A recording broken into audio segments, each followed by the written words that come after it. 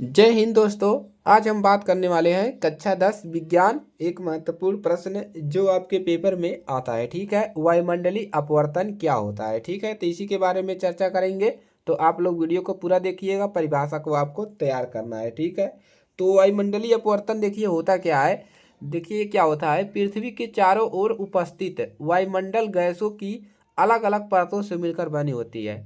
मतलब पृथ्वी के चारों ओर उपस्थित वायुमंडल गैस जो होता है, वायुमंडल में जो वायुमंडल है आपको अलग अलग गैसों की परतों से मिलकर बनी होती है। और जब प्रकाश किरणें इन परतों पर यानी कि जो कण होता है, जैसे आप कमरा बंद कर दिए और एक लाइट छोड़ दिए उसमें कमरे में, तो देखते हैं जो धूप के कण होते हैं वो क्या करते हैं, ऐसे तैरते रहते हैं। तो वायुमंडल में भी इसी प्रकाश के गैस के जो यानी कि गैस के जो अलग अलग परतें मिलकर बनी होती हैं, जो उनके कण होते हैं, जब प्रकाश किरण क्या करती है इन परतों से होकर, यानी कि जो परत होता है, जब प्रकाश किरण उन परतों से होकर जाती है, परतों से होकर कहाँ पर आती है, हमारे पास आती है, यानी कि पृथ्वी पर आती है।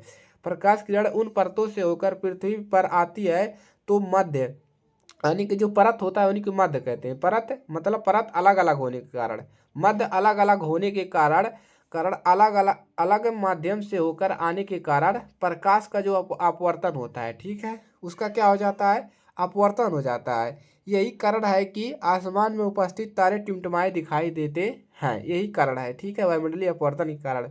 लेकिन क्या होता है, आसमान में उपस्थित चंद्रमा नहीं टिमटिमाता है। क्यों क्यों नहीं दिखाई देता? क्योंकि चंद्रमा से आने वाली जो प्रकाश किरण की मात्रा है बहुत कम होती है, जिससे तारे टिमटिमाए दिखाई देते हैं, इसीलिए। और चंद्रमा टिमटिमाई नहीं देता है। ठीक है, तो वायुमंडलीय अपवर्तन में इतना ही आपको लिखना था।